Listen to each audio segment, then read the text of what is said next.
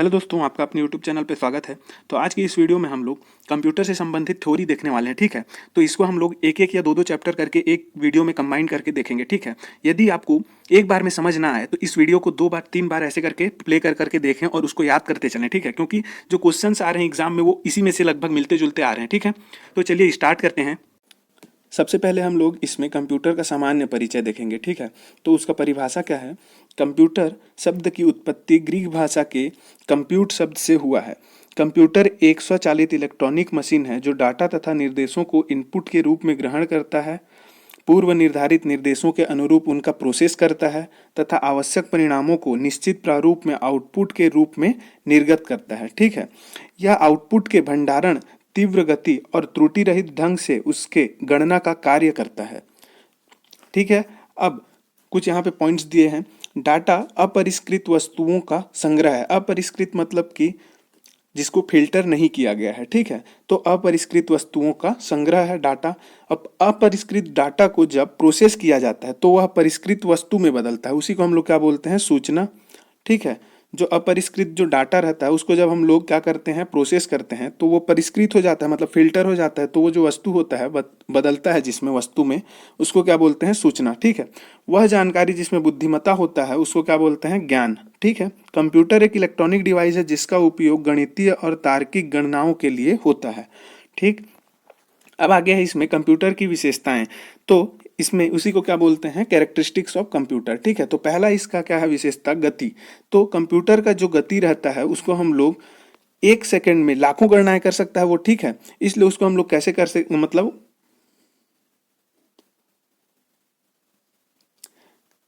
अब इसमें आता है कंप्यूटर की विशेषताएं। इसमें पहला आता है क्या, गति। इसमें क्या है, पहला पॉइंट, कंप्यूटर के द्वारा 1 सेकंड में लाखों गणनाएं की जा सकती हैं। वर्तमान में कंप्यूटर नैनो सेकंड्स में गणना कर सकता है।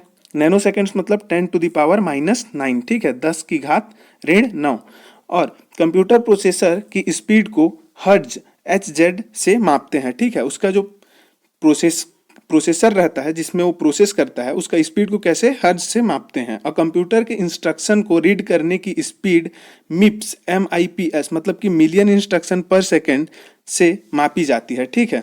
तो कंप्यूटर का जो इंस्ट्रक्शन को रीड करने का जो हम लोग देते हैं उसमें इंस्ट्रक्शन, उसको रीड जो करता है उसका स्पीड हम लोग किससे मापते हैं, MIPS से, मतलब कि मिलियन इंस्ट्रक्शन पर सेकेंड से उसको मापते हैं। और सुपर कंप्यूटर की जो गति रहती है, स्पीड, उसको हम लोग किससे मापते हैं, फ्लॉप से, मतलब फ्लोटिंग पॉइंट ऑपरेशन पर सेकेंड से हम लोग मापते हैं, ठीक है।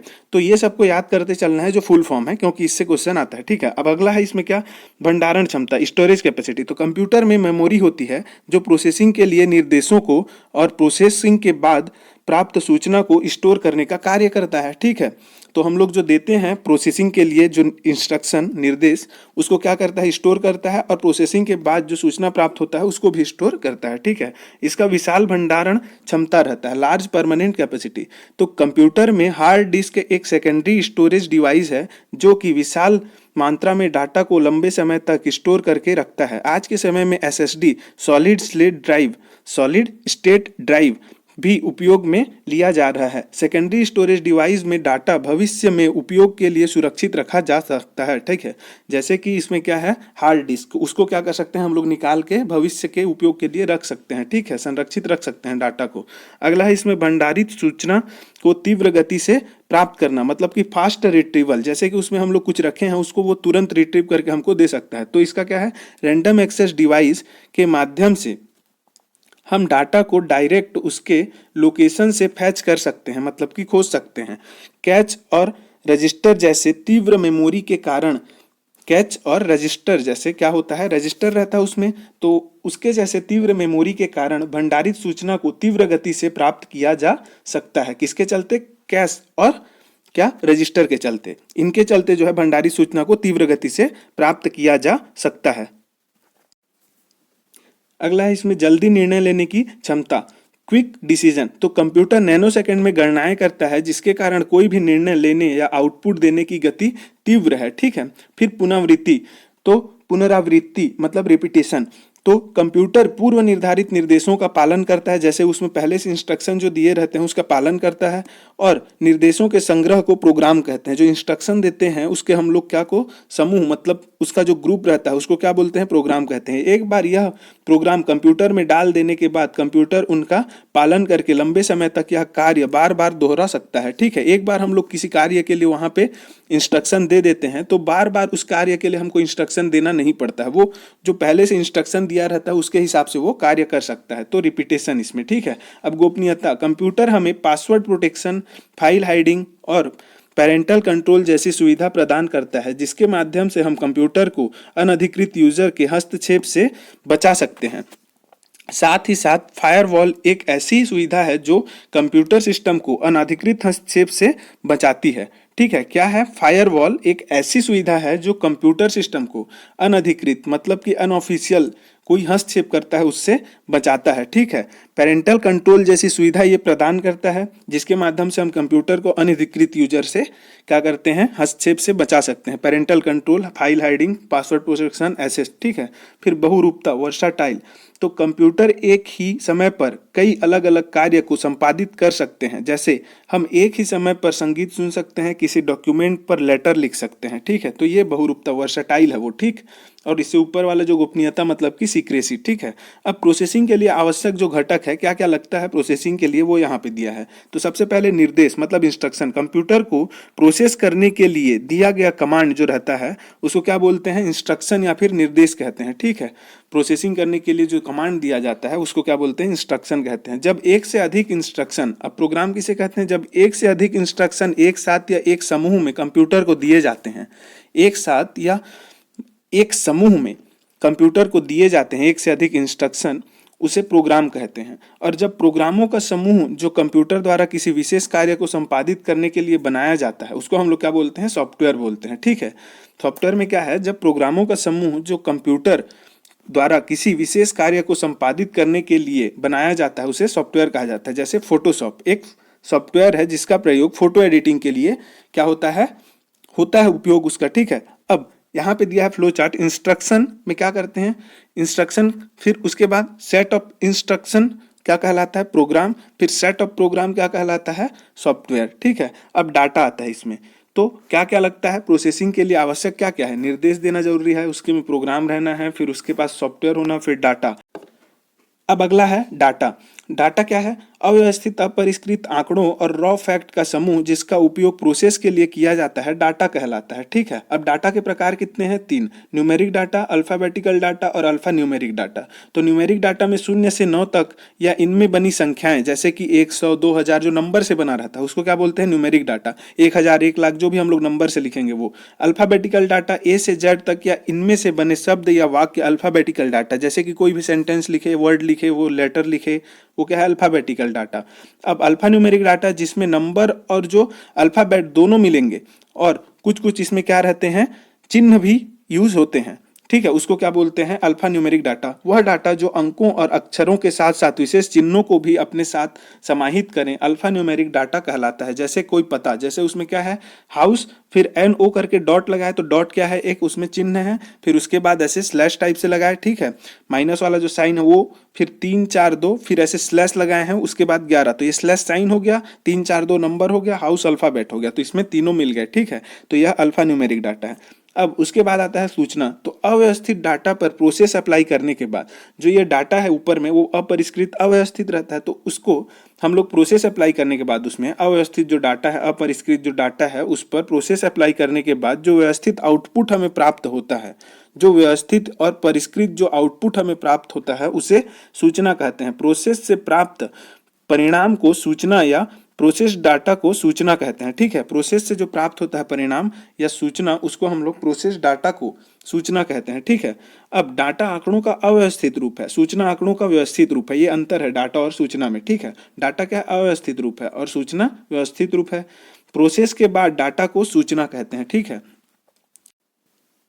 अब आता है इसमें कंप्यूटर की कार्य प्रणाली। तो कंप्यूटर में हम लोग क्या करते हैं, इनपुट देते हैं, फिर वो क्या जाता है, वो क्या होता है उसका माइक्रो प्रोसेसर में जाता है, फिर वहां से प्रोसेसिंग होकर वो आउटपुट देता है, ठीक है। तो डाटा दिए, वो प्रोसेस हुआ, फिर वो क्या आ गया, इंफॉर्मेशन मतलब सूचना के रूप में हमको आया, और प्रोसेस करने के लिए हम लोग उसको पहले से इंस्ट्रक्शन देके रखे हैं, वो यहाँ पे फ्लो चार्ट में दिखा रहा है। ऊपर प्रदर्शित चित्र से इनपुट के रूप में डाटा माइक्रो प्रोसेसर में जाता है, जहां वह पूर्व निर्धारित निर्देशों का पालन करके प्रोसेस होता है, जिसके बाद आउटपुट के रूप में हमें इंफॉर्मेशन प्राप्त होता है, ठीक है।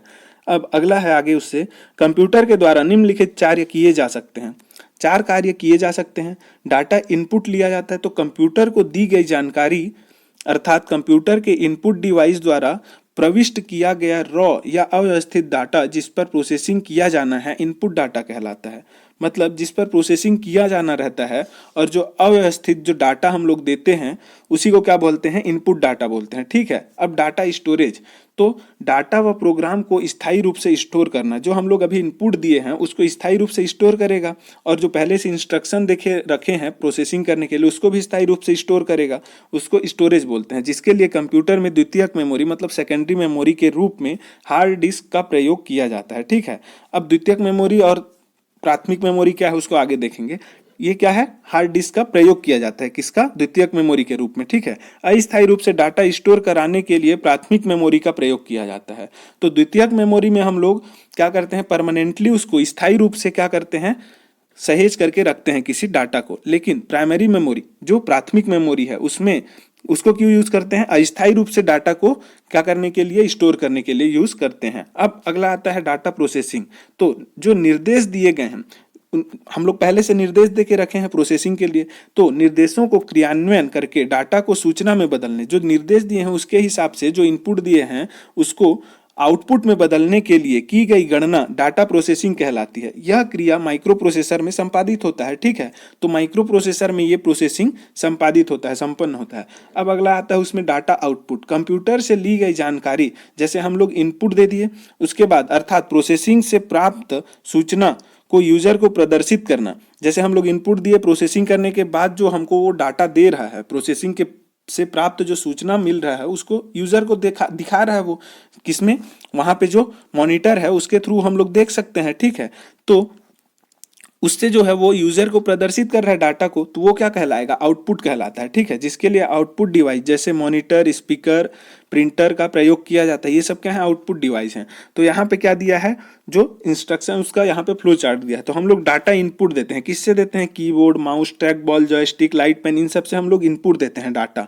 और डाटा स्टोरेज किस में होता है, रजिस्टर में होता है, रैम में होता है, रोम में होता है, एचडीडी में होता है, ठीक है। मतलब वो हार्ड डिस्क टाइप है एचडीडी, ठीक है। फिर डाटा प्रोसेसिंग कहाँ पे होता है, सीपीयू में होता है। फिर सीपीयू में ही क्या रहता है, एएलयू रहता है और सीयू रहता है, कंट्रोल यूनिट और अर्थमेटिक लॉजिकल यूनिट। वहाँ पे क्या होता है, डाटा प्रोसेसिंग होता है। अब डाटा आउटपुट कहाँ पे मिलता है हमको, मॉनिटर में मिलता है, वीडियो में मिलता है, ठीक है। फिर क्या है, स्पीकर से मिलता है, प्रिंटर से, ये सब क्या है, आउटपुट डिवाइस है, वहां से हमको क्या मिलता है, डाटा आउटपुट मिलता है। अब अगला है, इसमें क्या दिया है कि डाटा इनपुट, डाटा स्टोर और प्रोसेस के लिए जिन डिवाइसों का प्रयोग किया जाता है उनके नाम चित्र में प्रदर्शित हैं, ठीक है, यहाँ पे। हाँ, अब नोट में क्या दिया है, टेक्स्ट कॉपी करना कंप्यूटर का आधारभूत कार्य नहीं है। जैसे कि टेक्स्ट को हम लोग कॉपी करते हैं, पेस्ट करते हैं, तो कॉपी करना जो है ना उसका आधारभूत कार्य नहीं है। कंप्यूटर जो है बुलियन बीजगणित पर आधारित है, मतलब जो बाइनरी सिस्टम है ना, 0 और 1, उस पर क्या है, वो आधारित है, ठीक है, उस पर बेस्ड है। और कंप्यूटर जो है डाटा विश्लेषण कार्य नहीं करता, डाटा को जो है एनालाइज नहीं करता। जिसको दे रहे हो उसको वो चुपचाप ले लेगा, उस इंस्ट्रक्शन को, गलत है सही है उसका वो क्या एनालाइज नहीं करेगा, ठीक है। तो यहाँ तक हुआ। अब आगे है यहाँ पे कंप्यूटर के उपयोग, एप्लीकेशन ऑफ कंप्यूटर, कहाँ कहाँ पे हम लोग उपयोग कर सकते हैं। डाटा प्रोसेसिंग के लिए, वर्ड प्रोसेसिंग के लिए हम लोग कर सकते हैं। शिक्षा, स्कूल, कॉलेज, यहाँ पे हम लोग कर सकते हैं। बैंक में भी कंप्यूटर का उपयोग कर सकते हैं। चिकित्सा विज्ञान में भी, सूचना का आदान प्रदान करने के लिए, रक्षा में कर सकते हैं। रेलवे एवं एयरलाइन रिजर्वेशन में भी कर सकते हैं हम लोग। वैज्ञानिक अनुसंधान, पुस्तकालय, संचार, अंतरिक्ष प्रौद्योगिकी, औद्योगिक व व्यापारिक, इन सब में हम लोग क्या कर सकते हैं, उसका यूज़ कर सकते हैं। मनोरंजन के लिए भी कर सकते हैं, गेम खेलने वगैरह के लिए। प्रशासनिक कार्य में भी होता है, फिर प्रकाशन के लिए भी होता है इसका उपयोग, ठीक है। अब कंप्यूटर की सीमाएं क्या क्या हैं, बहुत खर्चीला है तो, ठीक है। फिर ये बुद्धिहीन है, मतलब जिसको दोगे गलत सही वो नहीं देखता, ले लेता है चुपचाप इंस्ट्रक्शन को। और खर्चीला है, महंगा है थोड़ा, वायरस का खतरा रहता है इसमें, ठीक है। वायरस चला गया तो उसका जो कार्य रहता है वो थोड़ा स्लो हो जाता है, ठीक है। अब विद्युत पर निर्भर रहता है, मतलब बिजली पर ये निर्भर है। अगर लाइट नहीं है जिस क्षेत्र में, वहाँ पे हम लोग क्या इसको उपयोग नहीं कर सकते, ठीक है। अब अगला है इसमें कंप्यूटर की संरचना। तो कंप्यूटर की संरचना में क्या क्या आता है, तो कंप्यूटर के सभी उपकरण एवं उनके संबंध को कंप्यूटर की संरचना कहते हैं। जैसे उसके जितने भी उपकरण हैं, ठीक है, डिवाइस, और उनके संबंध को ही कंप्यूटर की संरचना कहते हैं। मुख्यतः 3 भागों से मिलकर बना होता है ये, ठीक है। कंप्यूटर का जो संरचना है, आर्किटेक्चर उसका जो है वो 3 भागों से मिलकर बना होता है। किससे किससे? इनपुट डिवाइस रहता है, फिर उसमें प्रोसेसिंग जो भी रहता है अंदर में, प्रोसेसर वो, ठीक है। फिर लास्ट में क्या रहता है? Output unit. तो इनपुट यूनिट, फिर प्रोसेसर वाला यूनिट, फिर आउटपुट यूनिट। तो इनपुट यूनिट में क्या होता है? कंप्यूटर का वह भाग होता है जिसके माध्यम से कंप्यूटर को डाटा, प्रोग्राम, अनुदेश, निर्देश, जो भी इंस्ट्रक्शन है को प्रविष्टि किया जाता है, मतलब दिया जाता है, ठीक है। जैसे mouse, keyboard, scanner, joystick, microphone, light, pen, touch screen आदि, इनसे हम लोग क्या करते हैं? डाटा इनपुट करते हैं। तो ये सब क्या हो गए? इनपुट यूनिट हो गए। अब आगे क्या है उसका? अब इनपुट देने के बाद सेंट्रल प्रोसेसिंग यूनिट या फिर माइक्रो प्रोसेसर, उसी को बोलते हैं सीपीयू, यहाँ पे जाता है, वहाँ पे प्रोसेसिंग होगा, ठीक है। तो इसमें क्या हो जाएगा? सीपीयू में देख लेते हैं यहाँ पे क्या पॉइंट्स दिया हुआ है। यह सघन सर्किट चिप होता है जिसमें रजिस्टर एवं कई इलेक्ट्रॉनिक उपकरण लगे होते हैं, ठीक है। एकदम मतलब इंटीग्रेटेड इसमें क्या होता है? चिप होता है, सघन, एकदम एकदम घना रहता है, सर्किट चिप होता है, ठीक है, जिसमें रजिस्टर एवं कई इलेक्ट्रॉनिक उपकरण लगे होते हैं, ठीक है। अगला है अंकगणितीय और तार्किक संबंधी कार्य सीपीयू द्वारा किया जाता है। अंकगणितीय और तार्किक मतलब कि अर्थमेटिक और जो भी लॉजिकल वहाँ पे कार्य रहता है, ठीक है, उसको सीपीयू द्वारा किया जाता है। इसका मुख्य लक्ष्य क्या होता है?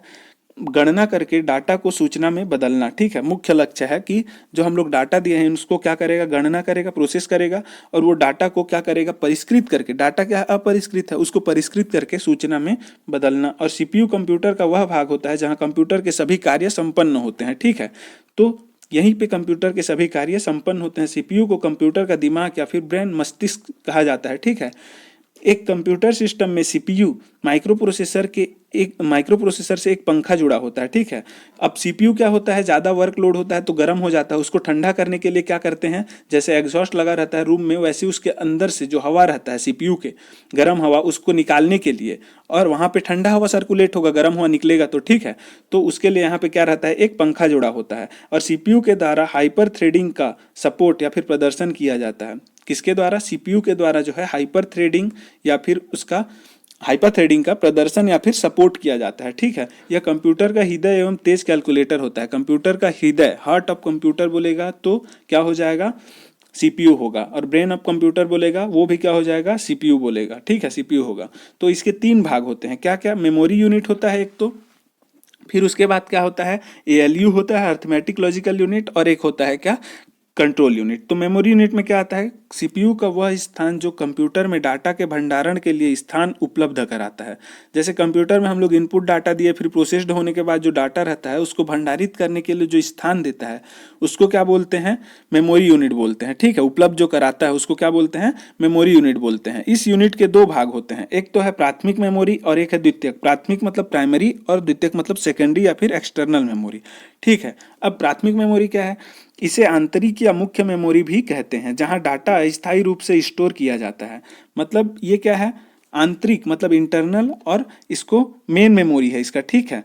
और यहाँ पे डाटा जो रहता है वो अस्थायी रूप से मतलब टेम्परेली क्या होता है यहाँ पे स्टोर होता है। सभी प्राथमिक मेमोरी मदरबोर्ड पर स्थित होते हैं। मदरबोर्ड पर जितने भी मेमोरी है वो क्या है? प्राथमिक मेमोरी। अब द्वितीयक मेमोरी में इसे कंप्यूटर की स्थायी मेमोरी कहा जाता है, जहाँ डाटा स्थायी रूप से स्टोर किया जाता है। यह मदरबोर्ड से बाहर स्थित होती है, ठीक है। अब जो एक्सटर्नल मेमोरी है या फिर सेकेंडरी मेमोरी है, ये मदरबोर्ड से बाहर, जैसे हार्ड डिस्क जो रहता है वो मदरबोर्ड में नहीं रहता, वो अलग से रहता है, ठीक है, दूसरे जगह पे लगा रहता है। तो क्या है?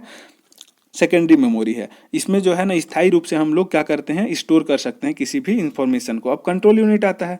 तो कंट्रोल यूनिट वह भाग, कंप्यूटर का वह भाग जहां से कंप्यूटर की सभी आंतरिक व बाह्य गतिविधियों का नियंत्रण होता है। मतलब इंटरनल और जो एक्सटर्नल जो भी वहां पे गतिविधि हो रहा है उसको कंट्रोल किया जा रहा है उसको क्या बोलते हैं, कंट्रोल यूनिट। नाम से ही पता चल रहा है कि ये कंट्रोल करेगा, ठीक है, कंट्रोल यूनिट। इसे कंप्यूटर का नाड़ी तंत्र भी कहते हैं। नाड़ी तंत्र किसको बोलते हैं, कंप्यूटर का कंट्रोल यूनिट को। सारे निर्देश कंट्रोल यूनिट से गुजरते हैं। यह निर्धारित करता है कि माइक्रो प्रोसेसर किस गणना को कब करेगा, अर्थात यह प्रोसेस मैनेजमेंट का कार्य करता है। मतलब जब हम लोग इनपुट दे रहे हैं, ठीक है, यहाँ पे एक इक्वेशन दिए, उसमें प्लस माइनस, फिर उसके बाद क्या है, डिवाइड और मल्टीप्लाई, ये सब साइन है। तो सबसे पहले इसमें क्या करेगा, बोर्ड मास का यूज करेगा। तो ये क्या बोल रहा है, सारे निर्देश कंट्रोल यूनिट से गुजरेंगे। तो कंट्रोल यूनिट से जब ये इंस्ट्रक्शन गुजरेगा तो कौन ये निर्धारित करेगा, ठीक है, कौन सा पहले करेगा, कौन सा कार्य को वो पहले करेगा माइक्रो प्रोसेसर। तो पहले डिवाइड को करेगा, फिर उसके बाद मल्टीप्लाई को करेगा, फिर उसके बाद प्लस, फिर माइनस, ऐसा उसमें इंस्ट्रक्शन पहले से दिया हुआ है। तो उसको जो है ना ये कंट्रोल करता है कंट्रोल यूनिट। यहाँ से निर्धारित होता है किसको कब करेगा करके, ठीक है। तो ऐसा जो है यहाँ पे क्या होता है, माइक्रो प्रोसेसर किस गणना को कब करेगा उसको ये निर्धारित करता है, ठीक है। अर्थात यह प्रोसेस को मैनेज करता है, मतलब मैनेजमेंट है, तो प्रोसेस मैनेजमेंट का कार्य करता है ये, ठीक है। अब अगला है, इसमें एक यहाँ पे दिया हुआ है कि डाटा क्या होता है, सबसे पहले फैचिंग होता है, डाटा को फैच करते हैं, ठीक है। उसके बाद क्या होता है, उसका डिकोडिंग। जैसे हम लोग डाटा दिए उसको ये लेगा, मतलब ग्रहण करेगा, उसको क्या बोलेंगे, फैचिंग, ठीक है। इनपुट दिए उसको ग्रहण किया, वो क्या कहलाया, फैचिंग। फिर उसके बाद डिकोडिंग। फैचिंग मतलब माइक्रो प्रोसेसर द्वारा इंस्ट्रक्शन को संपादित करने के लिए मेमोरी से प्राप्त करने की क्रिया, मतलब प्राप्त करने का जो प्रोसेस है, वही ग्रहण करने का जो प्रोसेस है उसको क्या बोलेंगे, फैचिंग बोलेंगे, ठीक है।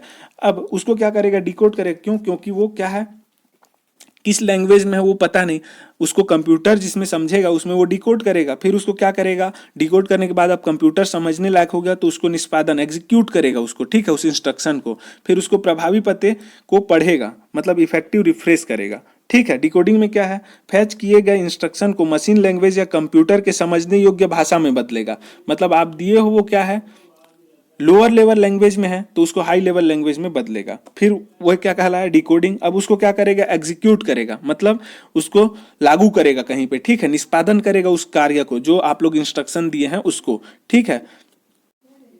डिकोडिंग के बाद क्या होता है, निष्पादन, मतलब कि एग्जीक्यूशन। तो डिकोड किए गए कमांड को माइक्रो प्रोसेसर द्वारा एग्जीक्यूट करने की क्रिया है, ठीक है। अब उसके बाद क्या होता है, इफेक्टिव रिफ्रेश, तो उसको पते को पढ़ना, सही पते को, ठीक है। तो मेमोरी के लोकेशन से प्रभावी पते को पढ़कर डेटा फैच करना। अब इंस्ट्रक्शन दिए हो तो उस इंस्ट्रक्शन में तो बहुत सारा है, मान के चलो, ठीक है, कोई प्रोग्राम दिए हो, बहुत सारा इंस्ट्रक्शन है उसमें प्रोग्राम में, तो वहां पे किस पते को पहले पढ़ना है, तो प्रभावी पता कौन सा है जिसको पहले पढ़ा जाए, उसको क्या करता है, वो यहाँ पे पढ़ता है और उसको जो है ना प्रभावी पते को पढ़कर उसका डाटा को ग्रहण करता है, फैच किया जाता है, ठीक है। फिर निष्पादन के बाद प्राप्त रिजल्ट को मेमोरी के इफेक्टिव एड्रेस पर स्टोर किया जाता है। अब उसके बाद क्या होता है, यहाँ पे स्टोर किया जाता है रिजल्ट जो आता है प्रोसेसिंग के बाद, उसको इफेक्टिव एड्रेस पर, मतलब जो सही एड्रेस है, मतलब कहाँ पे भेजना चाहिए वहाँ पे ये उसको भेज देता है, ठीक है, वहाँ पे स्टोर कर लेता है, ठीक है। उसके बाद आता है क्या, एएलयू, अर्थमेटिक लॉजिकल यूनिट, ठीक है। फुल फॉर्म को याद करते चलना है। सीपीयू के इस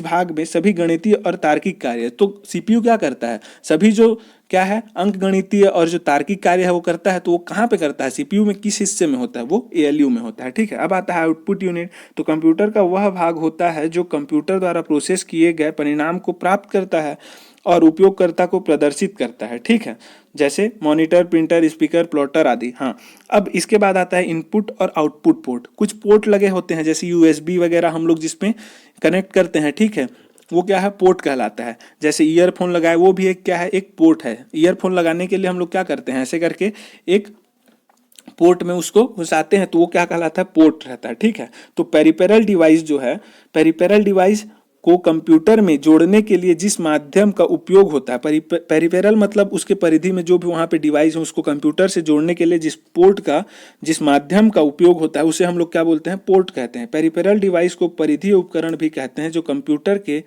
बाह्य रूप से जुड़ा होता है। जैसे क्या है, कीबोर्ड हो गया और क्या रहता है, माउस, ये सब बाहर से जुड़ा रहता है, ठीक है। तो ये पेरिफेरल डिवाइस हो गया या फिर परिधीय उपकरण भी बोलते हैं इसको। यह एक बाह्य इंटरफेस होता है, एक्सटर्नल इंटरफेस होता है। यह निम्नलिखित प्रकार के होते हैं। एक है पैरेलल पोर्ट, इसमें 8 या उससे अधिक तारों का उपयोग होता है। इसमें 1 लाख बिट 1 लाख बीट ठीक है, BIT बीट डाटा ट्रांसमिशन होता है। इसका प्रयोग प्रिंटर इत्यादि डिवाइस को जोड़ने के लिए किया जाता है।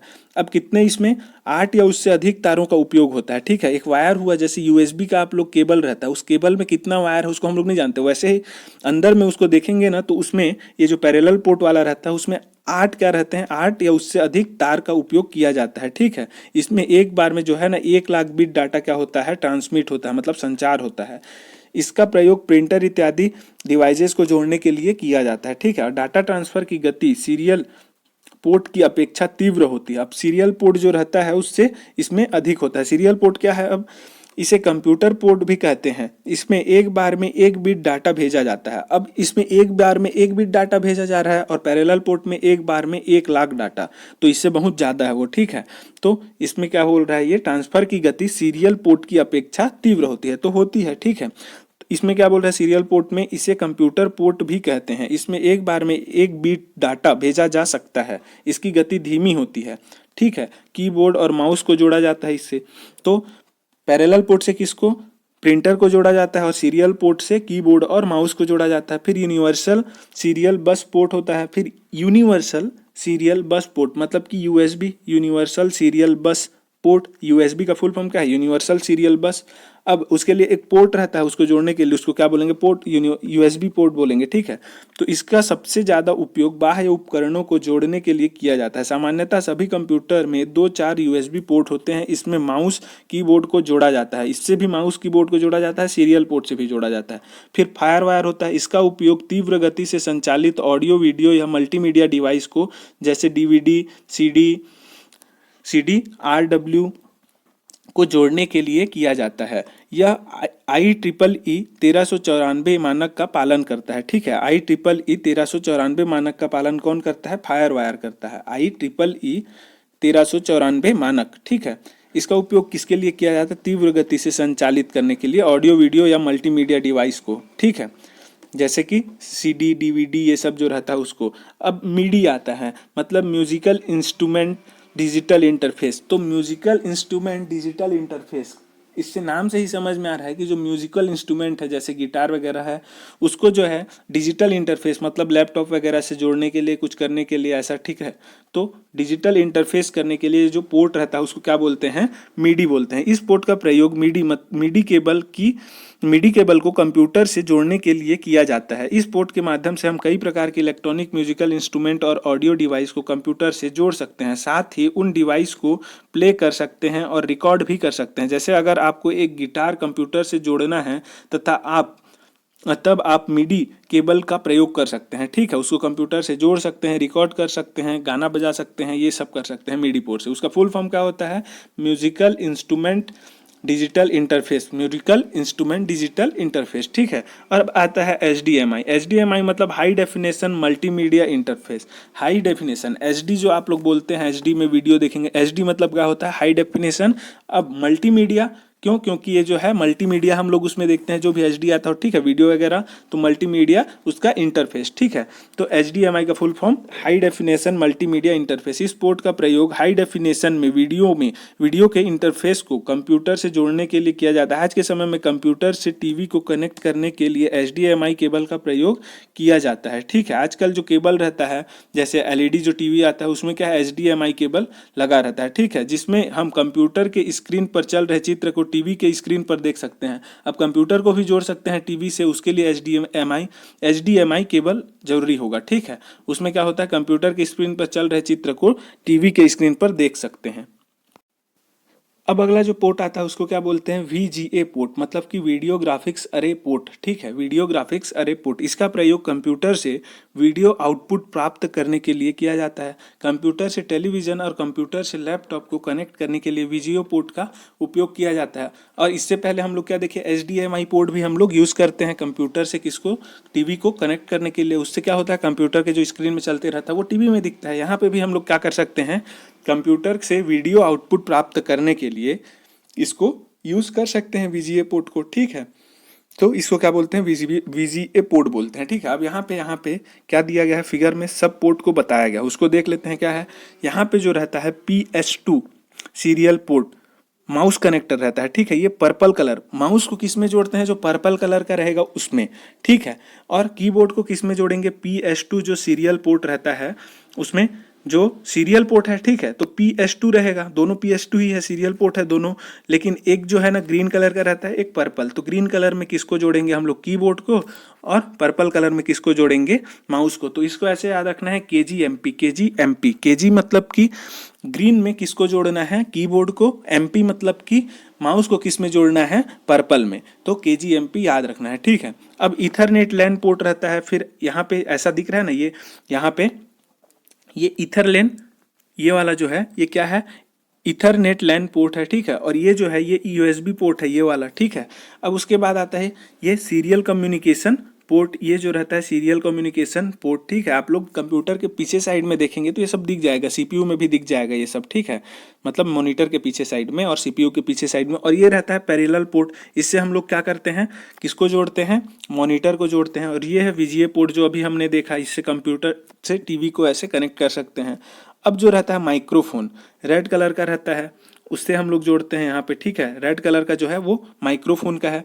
और फिर उसके बाद क्या है, यहाँ पे लाइन इन, मतलब ब्लू कलर का लाइन इन, और यहाँ पे येलो कलर का स्पीकर, जो लीड हम लोग टीवी में कनेक्ट करते हैं, रेड ब्लू और येलो कलर का रहता है वो, ठीक है, ध्यान से देखिएगा, एक रहता है रेड, एक रहता है ब्लू, एक रहता है येलो या फिर वाइट, ऐसा कुछ रहता है, ठीक है, 3 कलर का रहता है।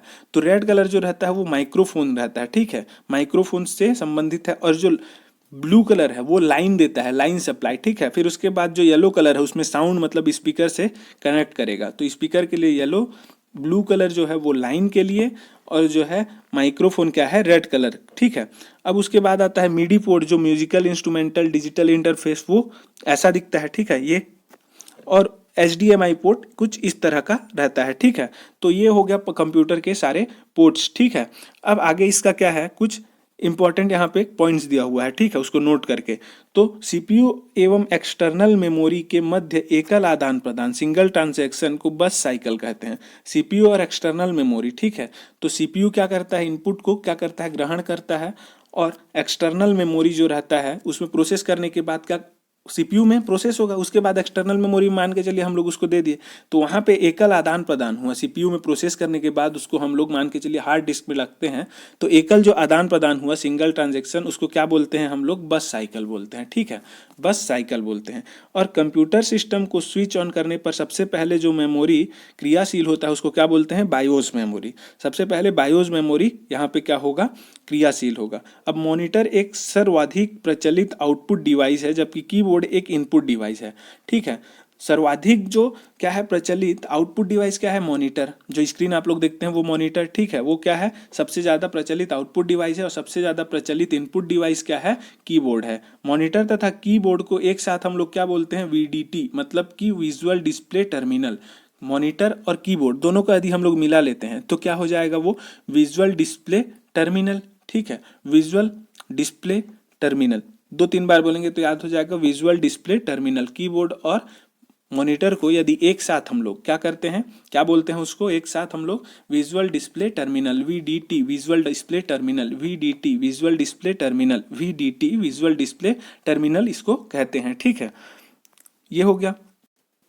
अब इसमें अगला आता है क्या, सिस्टम यूनिट। तो सिस्टम यूनिट के जो प्रमुख घटक हैं वो क्या हैं, यहाँ पे देखते हैं, कंप्यूटर कैबिनेट। तो कंप्यूटर कैबिनेट क्या है, कंप्यूटर कैबिनेट कंप्यूटर सिस्टम का बाह्य आवरण है जो प्लास्टिक या किसी अन्य धातु का बना होता है।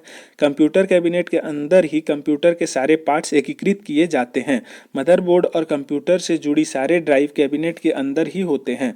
कंप्यूटर कैबिनेट के अंदर ही कंप्यूटर के सारे पोर्ट्स एकीकृत किए जाते हैं, ठीक है। कंप्यूटर कैबिनेट के अंदर क्या होता है, कंप्यूटर के जितने भी पोर्ट रहते हैं वो एकीकृत किए जाते हैं। और मदरबोर्ड और कंप्यूटर से जुड़ी सारे ड्राइव जो भी रहते हैं, मदरबोर्ड और किससे, कंप्यूटर से जुड़ी, वो ड्राइव कैबिनेट के अंदर ही होते हैं, ठीक है। फिर आता है क्या, power supply unit. Power supply unit. आजकल कंप्यूटर में पावर सप्लाई के लिए एसएमपीएस मतलब कि switch mode power supply, switch mode power supply, 2-3 बार बोलेंगे, switch mode power supply, switch mode power supply, SMPS मतलब स्विच मोड पावर सप्लाई का प्रयोग किया जाता है। कंप्यूटर में पावर सप्लाई यूनिट की आवश्यकता इसलिए होती है क्योंकि कंप्यूटर घरेलू उपयोग में आने वाली जो है एसी धारा से नहीं चलता, ठीक है, उसे डीसी धारा की आवश्यकता होती है। तो एसी धारा को डीसी धारा में बदलने के लिए एसएमपीएस का उपयोग किया जाता है आजकल के कंप्यूटर में। एसएमपीएस का फुल फॉर्म होता है क्या? स्विच मोड पावर सप्लाई, ठीक है, switch mode power supply. DC से चलता है, एसी से नहीं चलता, इसलिए एसी को डीसी में हम लोग बदलते हैं, किससे? एसएमपीएस से। अब ये हो गया power supply unit, cabinet unit भी हो गया। अब आता है मदरबोर्ड। तो मदरबोर्ड कंप्यूटर के अंदर एक प्रिंटेड सर्किट बोर्ड होता है, प्रिंटेड सर्किट बोर्ड होता है जिसमें कंप्यूटर के सारे आंतरिक उपकरण जुड़े होते हैं, ठीक है। कंप्यूटर के जितने भी इंटरनल उसमें जो डिवाइस हैं वो क्या होते हैं? जुड़े होते हैं। मदरबोर्ड प्लास्टिक का बना सर्किट बोर्ड होता है। किससे बना होता है? प्लास्टिक से बना होता है मदरबोर्ड, जिसमें धातु के तार प्रिंट होते हैं, ठीक है। अगर आप लोग खोलेंगे किसी भी मदरबोर्ड को तो उसमें क्या दिखता है? कुछ वहाँ पे एकदम से मतलब ना अलग अलग कलर का वहाँ पे सर्किट बोर्ड ऐसे लगा रहेगा, ठीक है। वहाँ पे ये यहाँ पे नीचे दिख रहा है, ऐसे टाइप से वहाँ पे रहता है। तो वो प्लास्टिक का सर्किट बोर्ड होता है जो धातु के तार जिसमें प्रिंट होते हैं। इन तारों को हम बस कहते हैं। जो धातु के जो तार वहाँ पे प्रिंट रहते हैं उसको क्या बोलते हैं? बस कहते हैं। और मदरबोर्ड किससे बना रहता है? प्लास्टिक सर्किट बोर्ड से। मदरबोर्ड पर सारे उपकरण इन प्रिंटेड तारों के माध्यम से आपस में जुड़े होते हैं। जितने भी उपकरण हैं, ठीक है, वो किससे जुड़े होते हैं? ये जो प्रिंटेड तार रहते हैं, धातु के जो तार रहते हैं प्रिंटेड, उसमें उसके सहायता से जितने भी उपकरण हैं वो किससे जुड़े रहते हैं? मदरबोर्ड पर जुड़े रहते हैं, ठीक है, आपस में, ठीक। और धातु की बनी इन्हीं पतली रेखाओं के माध्यम से कंप्यूटर के आंतरिक घटकों के मध्य सूचना का आदान प्रदान होता है। धातु की बनी इन्हीं पतली रेखाओं के माध्यम से कंप्यूटर के आंतरिक घटकों के मध्य सूचना का क्या होता है? आदान प्रदान होता है, ठीक है। कंप्यूटर की सभी प्राइमरी मेमोरी, जो प्राइमरी मतलब कि अस्थायी मेमोरी, जैसे रैम, रोम, रजिस्टर, कैच, ये सब क्या रहता है? मदरबोर्ड पर ही स्थित होती है। मदरबोर्ड कंप्यूटर का मुख्य सर्किट बोर्ड होता है। सीपीयू मदरबोर्ड पर स्थित होता है, ठीक है। जो सीपीयू रहता है वो मदरबोर्ड पर स्थित होता है। और मुख्य सर्किट बोर्ड जो रहता है, मदरबोर्ड का मुख्य सर्किट बोर्ड होता है ये, ठीक है। मदरबोर्ड कंप्यूटर का क्या रहता है? मुख्य सर्किट बोर्ड होता है, ठीक है। एक बार और इसको पढ़ते हैं, क्या जो गोला गोला है उसको, ये क्या रहता है? एक प्रिंटेड सर्किट बोर्ड होता है, ठीक है। ये प्लास्टिक से बना होता है, धातु के तार इसमें प्रिंट होते हैं। इन तारों के माध्यम से क्या होता है? आपस में ये लोग जुड़े होते हैं और जो भी क्या रहता है? सूचना रहता है उसको आदान प्रदान करते हैं आपस में। इन तारों को क्या बोलते हैं? बस बोलते हैं। सभी प्राइमरी मेमोरी, रैम, रोम, रजिस्टर, ये कैच, ये सब मदरबोर्ड पर स्थित होते हैं। और मदरबोर्ड जो है कंप्यूटर का क्या है? मुख्य सर्किट बोर्ड है, ठीक है। मदरबोर्ड कंप्यूटर का मुख्य सर्किट बोर्ड है। सीपीयू मदरबोर्ड पर उपस्थित होता है। अब यहाँ पे कुछ कुछ स्लॉट दिए हैं, ठीक है। तो मदरबोर्ड और उसके कंपोनेंट उसमें क्या क्या रहते हैं उसको हम लोग यहाँ पे देख रहे हैं। एक है पीसीआई स्लॉट, फिर एक है आईएसए स्लॉट, एक है एजीपी स्लॉट, एक है सीपीयू सॉकेट और एक है रैम स्लॉट, फिर अगला है फ्लॉपी कनेक्टर, फिर आईडीई कनेक्टर, फिर साटा पोर्ट, फिर CMOS बैटरी, ठीक है। अब इसका आगे सबको एक्सप्लेन किया गया है। तो CPU, अब इसमें CPU आता है, ठीक है। तो CPU क्या है? यह एक सिलिकॉन का बना, CPU क्या है? CPU जो है सिलिकॉन का बना एक चिप होता है जो मदरबोर्ड पर लगा होता है, ठीक है। CPU क्या होता है? सिलिकॉन का बना एक चिप होता है। किसका बना होता है? सिलिकॉन का। और कहाँ पे लगा होता है? वो मदरबोर्ड पर लगा होता है। सीपीयू कंप्यूटर सिस्टम का मुख्य घटक होता है, ठीक है। इसे कंप्यूटर का मस्तिष्क कहते हैं क्योंकि कंप्यूटर की सभी गणनाएं सीपीयू में होती है। गणितीय गणनाओं के लिए सीपीयू में अरिथमेटिक लॉजिक यूनिट तथा कंप्यूटर के कार्यों के नियंत्रण के लिए कंट्रोल यूनिट सीपीयू में उपस्थित होता है। पहले हम लोग देख चुके हैं। कंप्यूटर की सबसे छोटी और तीव्र मेमोरी जो है वो क्या है?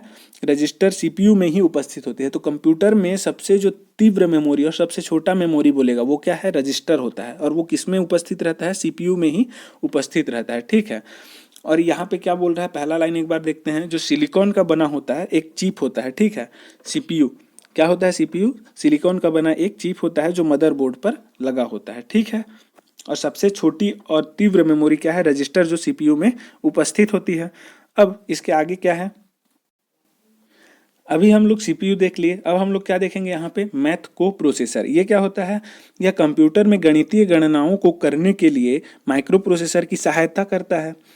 यह कंप्यूटर में जो गणितीय गणना करता है, जो क्या एएलयू करता है, गणितीय गणना जो भी रहता है उसको वहाँ पे, ठीक है, को करने के लिए मैक्रो प्रोसेसर की सहायता करता है, ठीक है। माइक्रो प्रोसेसर की ये क्या करता है, सहायता, और सीपीयू को ही क्या बोलते हैं, माइक्रो प्रोसेसर बोलते हैं, ठीक है। तो माइक्रो प्रोसेसर की ये सहायता करता है मैथ को प्रोसेसर, ठीक है, गणितीय गणनाओं को करने के लिए। अब अगला क्या है, रैम स्लॉट। तो मदरबोर्ड पर रैम को लगाने के लिए एक स्लॉट लगा होता है जिसमें रैम को अटैच किया जाता है। रैम स्लॉट के माध्यम से हम रैम के आकार को बढ़ा या घटा सकते हैं, ठीक है। अगर हमें रैम का आकार बढ़ाना है तो हम स्लॉट में अधिक आकार का रैम लगा सकते हैं। आकार मतलब उसका साइज से नहीं है, उसका जो स्टोरेज कैपेसिटी है उससे है, ठीक है। तो रैम का जो है आकार हम लोग बढ़ा सकते हैं रैम स्लॉट में कनेक्ट करके, ठीक है, अलग से दूसरा जो बाहर से लगा करके, ठीक है। अब रोम स्लॉट रहता है इसमें, तो रोम स्लॉट में रोम चिप कंप्यूटर निर्माता कंपनियों द्वारा कंप्यूटर निर्माण के समय ही लगा दिया जाता है, रैम स्लॉट नहीं लगा रहता, ठीक है। रोम स्लॉट मतलब रैम जो है उसको हम लोग बढ़ा घटा सकते हैं, लेकिन रोम को हम लोग बढ़ा घटा नहीं सकते, मेरे कहने का मतलब यहाँ पे, ठीक है। क्यों? क्योंकि यहाँ पे जो रोम स्लॉट है ना, उसमें रोम चिप जो रहता है, कंप्यूटर निर्माता कंपनी जो है ना, वो कंप्यूटर निर्माण के समय ही उसमें लगा देते हैं। जैसे आप लोग का मोबाइल है, उसमें जो स्टोरेज रहता है उसको आप लोग नहीं बढ़ा घटा सकते। जैसे 128 GB है, उसको आप लोग 258 GB, 256 GB ऐसे नहीं कर सकते, लेकिन जो 128 GB है उसमें से 5 GB को कम करके हम लोग 1 GB रैम बढ़ा सकते हैं। आजकल ऐसा सिस्टम आ गया है, ठीक है। तो 5 GB स्टोरेज जो है उसको रोम को कम करके हम लोग 1 GB रैम बढ़ा सकते हैं। ऐसा कुछ कुछ फैसिलिटी दिया रहता है, ठीक है। तो उसी को बोल रहा है यहाँ पे कि रोम स्लॉट में रोम चिप कंप्यूटर निर्माता कंपनियों द्वारा कंप्यूटर निर्माण के समय ही लगा दिया जाता है। रोम स्लॉट एक फिक्स स्लॉट है जिसे आवश्यकता पड़ने पर घटाया या बढ़ाया नहीं जा सकता, परंतु आधुनिक समय में इसमें लिखे डाटा को बदला जा सकता है, ठीक है। इसमें जो डाटा रहता है ना उसको बदल सकते हैं, लेकिन उसको जो साइज रहता है रोम का उसको हम लोग बढ़ा या घटा नहीं सकते, क्योंकि ये पहले से ही क्या कर दिया जाता है कंप्यूटर निर्माता कंपनियों के द्वारा उसमें रोम चिप लगा दिया रहता है, ठीक है। अब साउंड कार्ड आता है। साउंड कार्ड मदरबोर्ड के पीसीआई स्लॉट में लगा होता है। अब यहाँ पे देखिए, यहाँ पे पीसीआई स्लॉट है, ठीक है।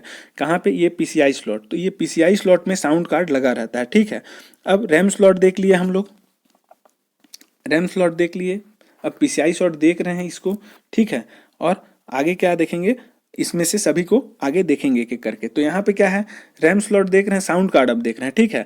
तो साउंड कार्ड मदरबोर्ड के पीसीआई स्लॉट में लगा रहता है, और साउंड कार्ड का कार्य क्या है, ध्वनि एनालॉग सिग्नल को डिजिटल सिग्नल में बदलना होता है। ध्वनि एनालॉग सिग्नल मतलब जो भी साउंड आता है एनालॉग सिग्नल में उसको क्या करना रहता है, डिजिटल सिग्नल में बदलना होता है, वो साउंड कार्ड का कार्य रहता है, ठीक है। तो साउंड कार्ड मदरबोर्ड के पीसीआई स्लॉट में लगा होता है। साउंड कार्ड का कार्य ध्वनि एनालॉग सिस्टम नहीं, ध्वनि एनालॉग सिग्नल को डिजिटल सिग्नल में बदलना होता है, ठीक है। अब आता है मिडी पोर्ट।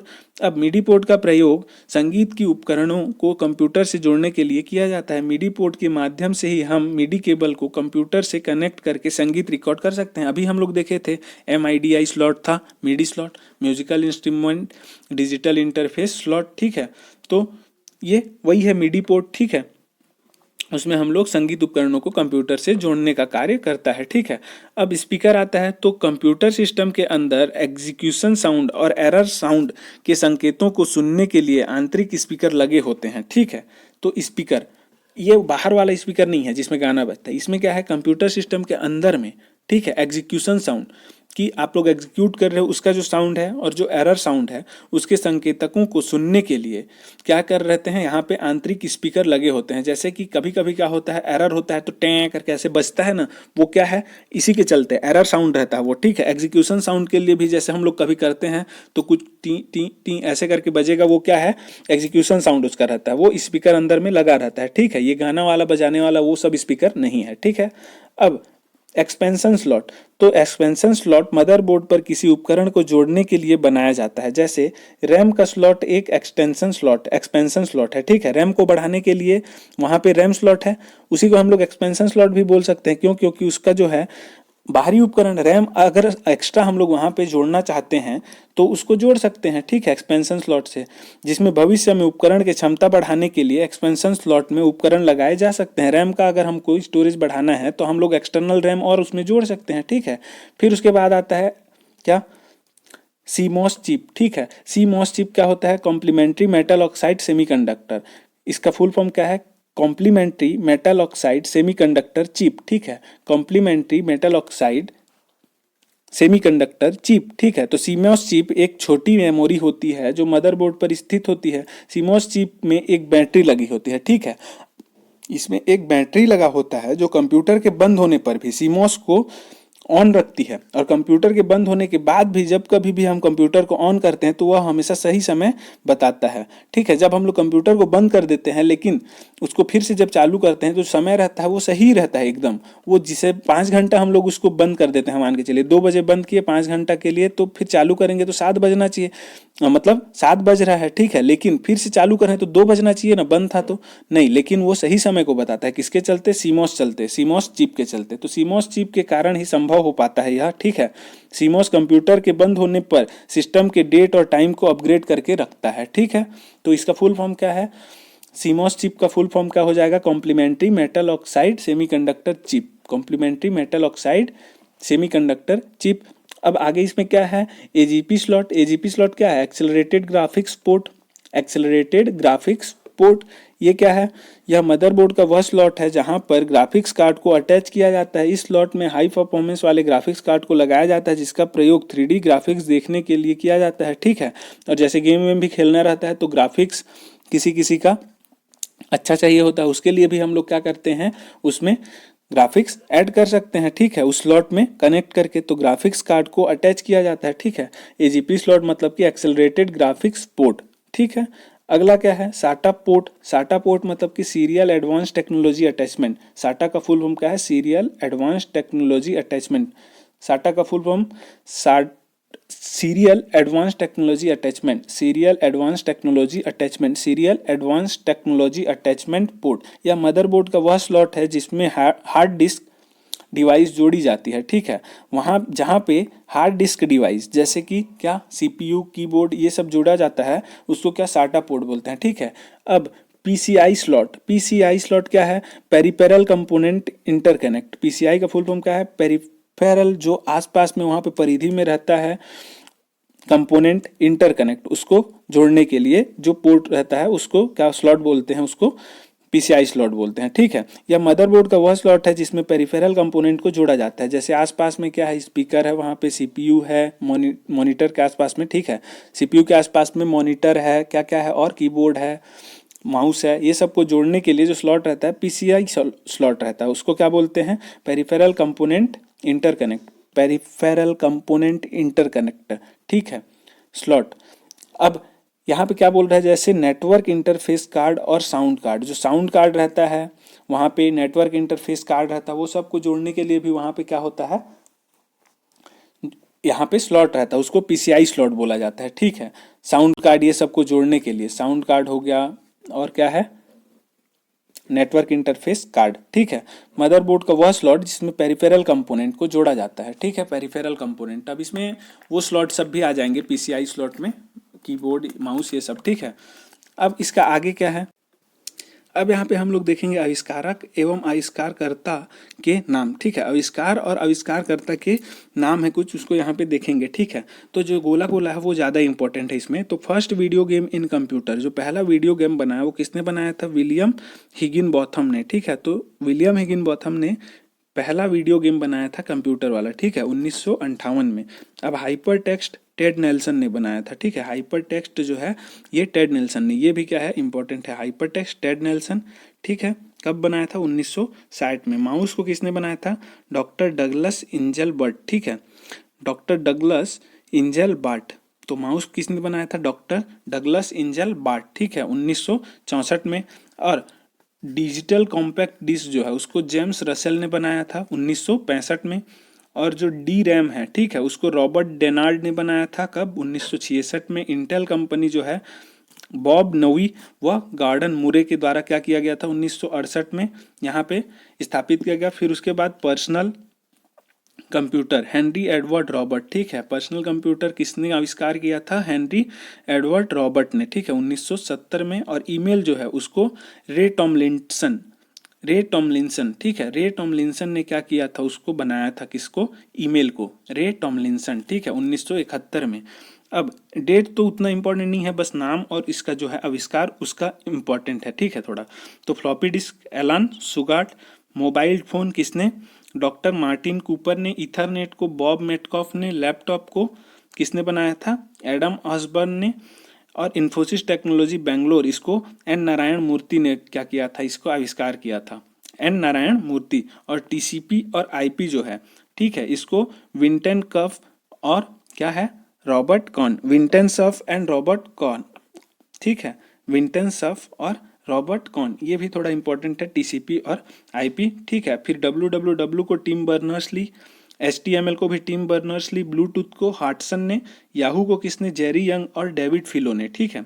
सर्च इंजन को लैरी पेज व सर्गी ब्रिन ने, और किसको, सर्च इंजन को लैरी पेज व सर्गी ब्रिन ने। विकिपीडिया को जिमी वेल्स और लैरी सेंगर ने, ठीक है। हॉटमेल को सबीर भाटिया, ये भारत से थे, इसको याद रखना है, हॉटमेल को Sabir Bhatia. Modern computer Charles Babbage, tablet computer Steve jobs, ठीक है। पेंटियम प्रोसेसर विनोद धाम, और इंटरनेट को विंटन सर्फ ने, ठीक है, इंटरनेट विंटन सर्फ, ये इंपॉर्टेंट है। कीबोर्ड स्ट्रक्चर क्रिस्टोफर क्या है, लॉथम, क्रिस्टोफर लॉथम कीबोर्ड स्ट्रक्चर को। और डीटीपी जो डेस्कटॉप पब्लिश।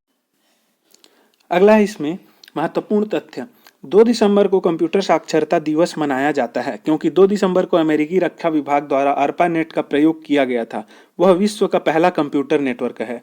ARPANET मतलब उसका फुल फॉर्म क्या है, advance research project agency network, क्या है, advance research project agency network, ठीक है। कंप्यूटर साक्षरता का अर्थ है कंप्यूटर का कार्य क्षमता की जानकारी होना। तो कंप्यूटर की जो कार्य क्षमता है, क्या क्या कर सकता है, उसकी जानकारी होना क्या है, कंप्यूटर साक्षरता।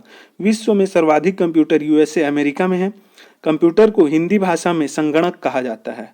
कंप्यूटर शब्द ग्रीक भाषा के कंप्यूट से बना है जिसका अर्थ गणना होता है। किससे बना है, कंप्यूट से, जिसका अर्थ क्या होता है, गणना होता है। लेजर क्या है, light amplification by stimulating emission of radiation, ठीक है। Light amplification by stimulated emission of radiation, light amplification by stimulated emission of radiation, इसके आविष्कारकर्ता थियोडर मैनन है। कौन है, थियोडर मैनन। और सीडी क्या है, कॉम्पैक्ट डिस्क में, इसमें लिखने के लिए जो है केवल क्या, लिखने या फिर पढ़ने के लिए इसके लिए लेजर किरण का क्या किया कर जाता है, इसका प्रयोग किया जाता है, ठीक है। लेजर किरण का प्रयोग किया जाता है सीडी में लिखने या फिर पढ़ने के लिए। कंप्यूटर केवल मशीनी भाषा ही समझता है, क्या, कंप्यूटर केवल मशीनी भाषा ही समझता है जो 0 से 1 के रूप में कोड रहता है, ठीक है। अब क्या बोल रहा है, कंप्यूटर केवल मशीनी भाषा ही समझता है जो 0 से 1 के रूप में कोड रहता है, मतलब बाइनरी डिजिट, ठीक है। अब कंप्यूटर का मुख्य घटक मदरबोर्ड होता है, क्या होता है, मदरबोर्ड इसका मुख्य घटक होता है, ठीक।